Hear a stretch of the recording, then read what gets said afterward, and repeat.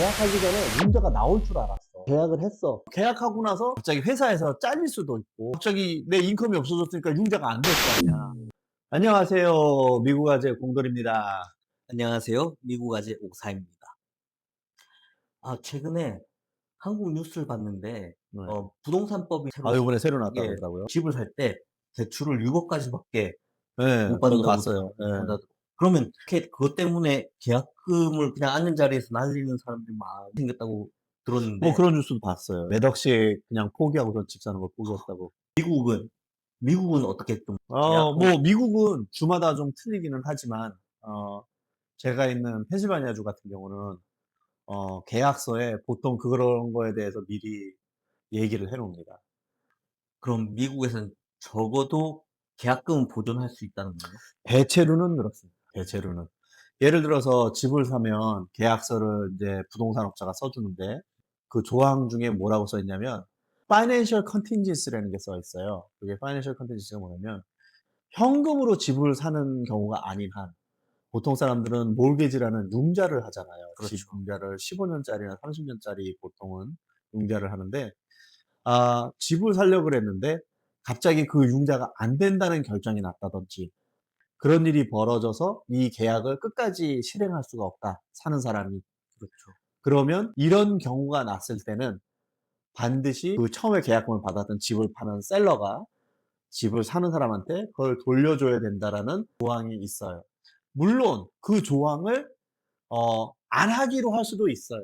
그래서 그 계약서에 그 조항을 미리 넣어 놓고 이 조항을 쓸래 안 쓸래를 물어봐요. 제가 아는 경우는 그걸 안 쓸 이유가 절대로 없죠. 그렇죠. 사는 사람 입장에 위험 부담을 예, 하면 안 위험 부담을 하나 없애는 건데 완전히. 정말 현금으로 사는 게 아니면. 어쩔 때는 막 집 숫자는 적은데 살려는 사람이 많으면 경쟁 때문에 어쩌면은 더 유리할 수 있게 하기 위해서 그 조항을 포기하는 거죠. 안 쓰는 사람도 가끔 있기는 해요. 근데 그러려면 그 사람은 돈이 엄청 많아야겠죠. 물론 돈이 없어도 그 조항을 쓸 수 있는 변칙적인 방법이 있긴 하지만. 그리고 네. 자기 충분히 이 정도의 융자는 나올 것 같다는 그래도 그런 감이나 그런 게 있지 않을까요? 그렇죠. 보통은 미국에서 집을 살 때 제일 먼저 하는 게, 집을 보러 다니기도 전에 융자를 해 주는 사람하고 상담을 해서 내가 이 정도 월급을 받으면, 그리고 내가 한 집. 달 지출이 이 정도 되면 얼마까지 집을 사기 위해서 대출을 받을 수 있는지를 상담을 할 수 있어요. 네. 그러면 보통 걔네들이 그 얼마까지 대출이 된다고 융자하는 사람들이 가르쳐 주기도 해요. "이 정도 인컴은 이 정도까지 빌릴 수 있다." 지금 이자율에 따라서 그게 또 바뀔 수 있으니까. 그렇죠. 이자가 낮으면 더 많이 빌릴 수 있고, 왜냐하면 그 사람들이 그걸 계산할 때는 한 달에 이 사람이 얼마를 낼 수 있는지 그 능력을 보고 계산하는 거거든요. 그렇죠. 그러니까 이자가 낮을수록 더 많이 빌릴 수 있고, 이자가 높을수록 더 쪼끔 빌리는 건데, 어쨌든 그거를 하면 보통 내가 얼마 빌릴 줄 아니까 내가 얼마짜리 집을 사야 될 수 살 수 있는지를 감이 오죠.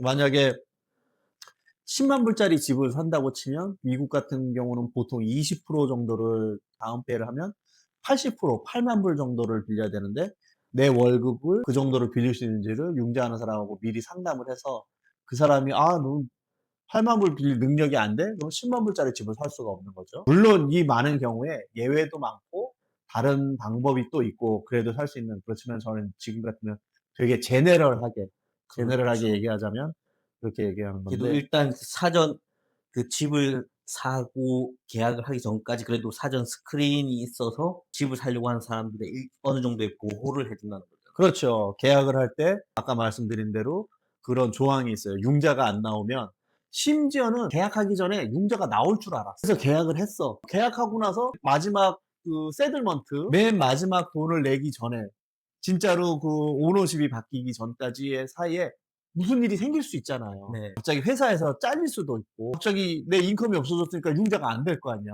그렇게 되면은 그런 게 있기 때문에 그 클로즈를 거의 항상 넣어 놓고, 혹시라도 그 사이에 있을 수 있는 일에 대해서 사는 사람을 보호해 주는 거죠. 그 조항을 쓰겠다고 체크를 하고, 내가 이만큼 돈을 이 정도 이자에 빌릴 건데 만약에 이게 안 된다면 난 이 집을 살 수가 없다. 그럴 경우에 원금을 돌려다오라는 게 이제 되는 거죠. 그리고 또 뭐 그전에도 물론 홈 인스펙션 이런 걸로 인해서 집을 봤는데 마음에 안 그래서 들면, 결정을 예, 번복할 수가 있죠. 나 이런 것 때문에 마음에 안 들어." 그러고 그냥 빠져나갈 수 있는데, 파는 사람 입장에서는 뭐 어떻게 멈추게 할 수가 없는 거예요. 사는 사람이 무슨 이유를 내든 거의 무슨 핑계를 대든 "난 이건 아닌 것 같아." 그러면 뭐 싸우기가 애매하죠. 그죠. 그리고 어떻게 그래도 어느 정도의 그 네고시에이션이 가능하지 않나요?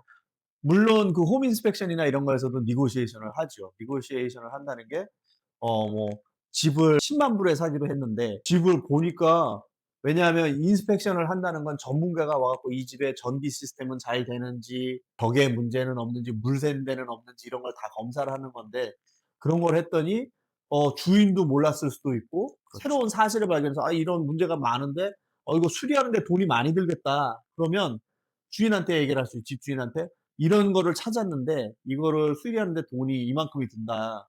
그러면 이걸 좀 집값에서 빼주든지 우리 집값을 그렇죠. 다시 정하자." 아니면 그것도 하기 싫으면 그게 너무 찝찝하면 "나 이런 거 찾았는데 집 안 살래." 그러고 빠져나갈 수도 있죠.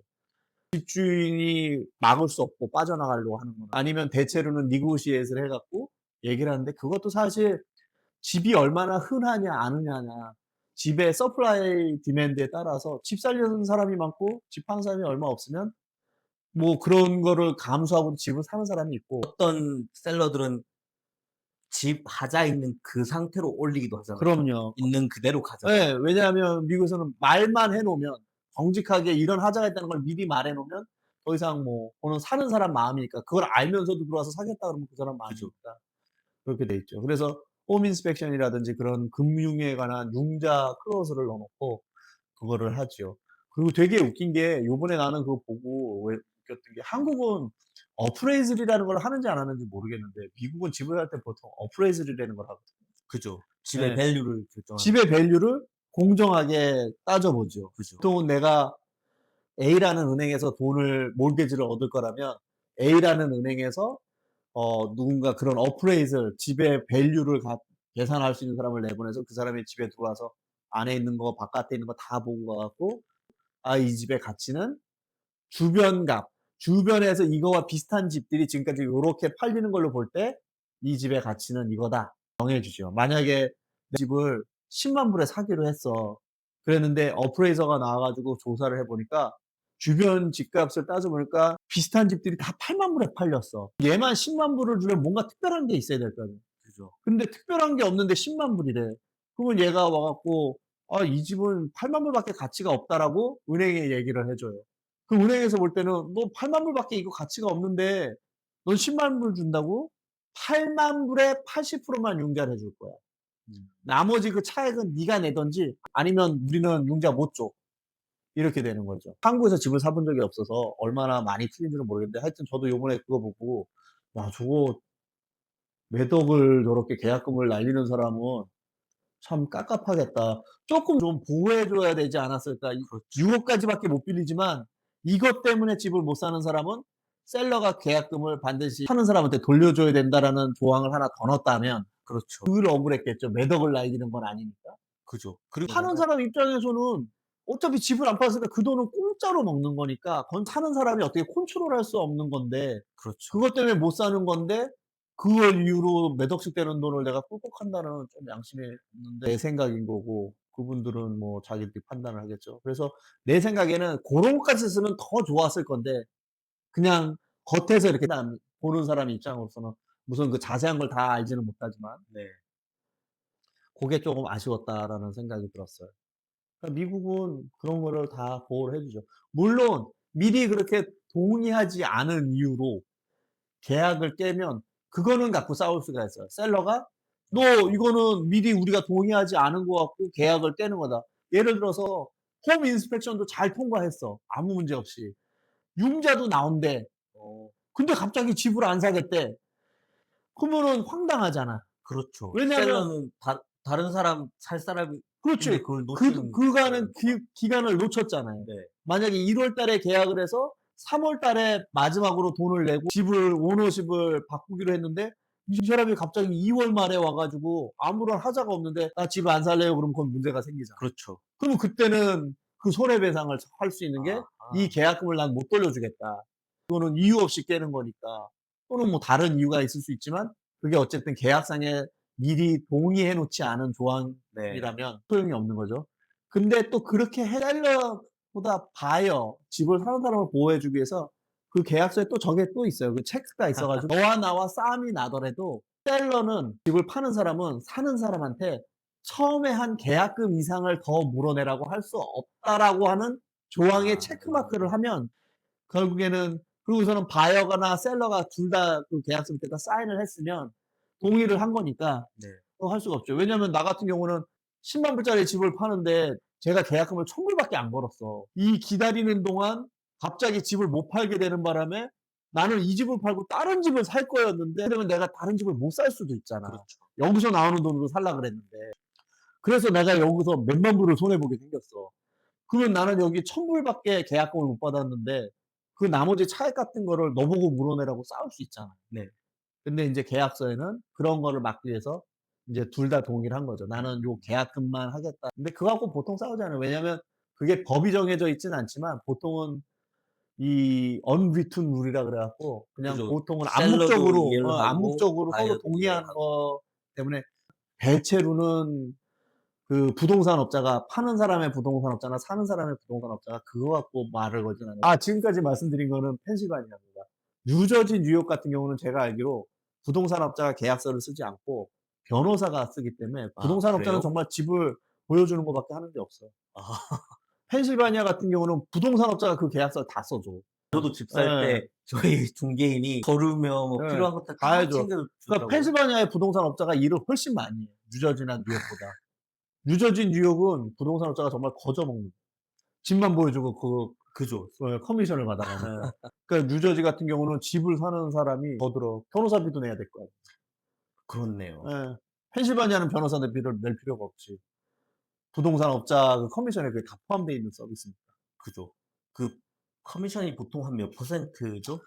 뭐 그것도 네고시에이션을 할 수 있어요. 보통은 스탠다드는 6% 음. 5%에서 6% 사이를 보통 왔다 갔다 해요. 저는 2015년에 샀는데 전 5%를 냈던 것 같아요. 또 어떤 부동산 업자는 죽어도 6%를 받겠다는 사람도 있어요. 나는 이만큼 대단하기 때문에 나는 5%는 안 하겠다. 그거는 인제 집을 파시는 분이 결심을 하셔야지. 이게 정말 이 사람한테 6%를 줄 필요가 있는지 아니면 5% 짜리 에이전트를 쓸 건 그 부동산 업자를 쓸 건지 뭐 그런 걸 얘기를 하죠. 또 어떤 사람들은 막 데스퍼레이트하면 막 4% 짜리 하는 부동산 업자도 있어요.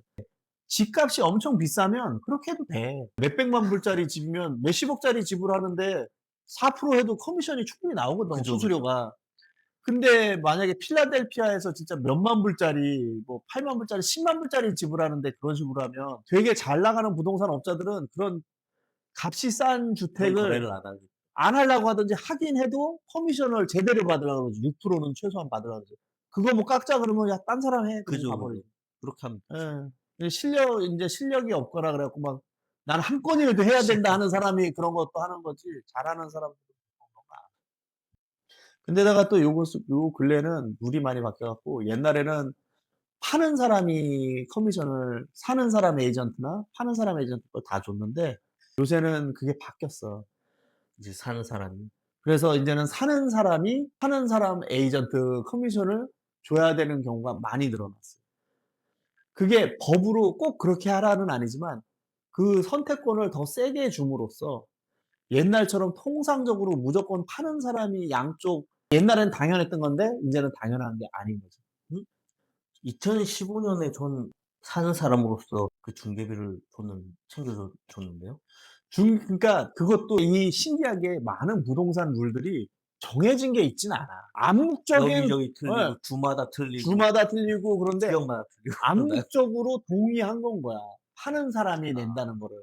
그거를 어디에도 법이 정해져 있진 않지만 모두들 그렇게 동의했고 모든 사람들이 그냥 '그건 그러려니.' 하고 한 거지 그걸 가지고 말하지 않았던 거죠. 파는 사람들이 '왜 이걸 내가 사는 사람 것까지 내가 돈을 줘야 돼?' 그러니까요. 그리고 거기에 여러 가지 이유가 있어서 그렇게 말하는 거예요. 왜냐하면 아무래도 부동산 업자가 자기한테 돈을 주는 사람한테 더 로얄티가 있을 거 아니에요. 네. 근데 사실 부동산 업자가 꼭 지켜야 되는 룰 중에 내 클라이언트를 최대한으로 보호해 준다는 조항이 있다. 사는 사람의 에이전트는 사는 사람을 무조건 보호해 줘야 되고 파는 사람의 에이전트는 최대한으로 파는 사람의 이익을 보존해 줘야 된다. 파는 사람 에이전트도 돈을 파는 사람한테 받아. 그럼 애매하잖아. 돈은 저기서 받는데 나는 여기를 이익을 보호하라고? 그런 사람들이 '그건 뭐지? 이상한데?' 이렇게 얘기할 수가 있어요. 그래서 요새는 결국에 하는 얘기가 사는 사람 커미션은 수수료는 사는 사람이 내라. 너한테 로열한 거니까. 그게 맞죠. 사는 사람이 커미션을 그렇게 많이 내냐. 자기랑 상관없는 에이전트가 같이 주는 이유가 없다. 그런 거였는데 그렇게 함으로써 사실은 손해 보는 건 또 손님이에요. 왜냐하면 돈이 있는 사람은 집을 사는 사람으로서 돈이 좀 있는 사람은 그게 의미가 별로 그렇게 중요한 게 아닌데 first time home buyer 처음으로 집 사는 사람들. 보통 처음으로 집 사는 사람들은 있는 돈 없는 돈을 다 긁어 모아서 산다. 그렇죠. 안 그래도 있는 돈 없는 돈을 다 긁어 모았는데 다행히 집을 살 때 내 에이전트 수수료를 파는 사람이 내서 그거에 대한 부담이 적었잖아. 그만큼 내가 집 다운페이를 더 할 수도 있고 뭐 딴 데다가 쓸 수 있었는데 이젠 내 에이전트 돈을 내가 줘야 돼. 그러니까 그만큼 부담이 더 커진 거지, 집을 사는 거에 대한.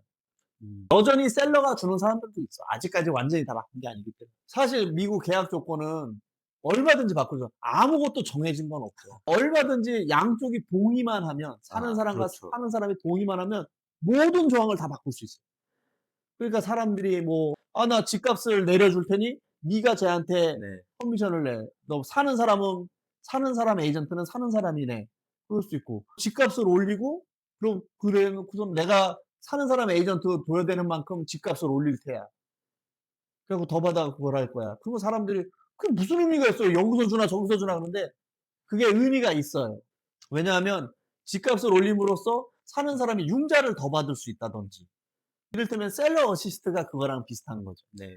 셀러 어시스트가 뭐냐면 내가 다운페이를 할 돈이 미국에서는 셀러가 내가 다운페이를 하는 돈을 몇 퍼센트까지는 나한테 리베이트를 줄 수 리베이트라 그러면 웃기지만 하여튼 돈을 줄 수 있단 말이에요. 그래서 그 돈으로 그걸 할 수 있다고. 그걸 할 수 있잖아요. 그러면 그러려면 100,000 불에 팔으려 그랬는데 얘한테 바이어한테 그런 돈을 주면 실제로는 만약에 5,000 불을 줘야 된다. 그러면 난 5,000 불 손해 보는 거니까 그렇게 하긴 싫어. 어떻게 하냐면 집값을 105,000 불로 잡아. 5,000 불을 줘. 근데 나는 그러면 105,000 불에 대해서 융자를 얻고 융자가 한 그 값을 조정함으로써 융자 액수가 바뀌고 물론 이게 집을 사는 사람이 그 융자에 내야 되는 월마다 내야 되는 그 돈을 감당할 수 있다는 조건 하에 그렇죠. 미국의 모든 계약서는 얼마든지 동의만 하면 뭐든지 다 바꿀 수 있어요. 자, 오늘은 미국과 한국의 부동산 계약하는 과정에서 다른 점을 이렇게 살펴봤는데요. 제가 봤을 때는 미국이 그나마 합리적이라고 생각이 드네요. 제 생각에 합리적이긴 한데 한국 거를 잘 모르니까 한국과 그렇죠. 비교해서 더 합리적인지는 모르겠는데 일단 네고시에이션이 가능하다는 점. 저로서는 유익한 시간이었습니다. 혹시 여러분들도 저희가 대화 나누는 내용 중에서 질문이나 아니면 정정사항, 그리고 아니면 본인이 직접 겪었던 이야기들을 공유하고 싶다면 코멘트에 댓글 달아주세요. 오늘 내용이 재밌었다면 구독과 좋아요 눌러주세요.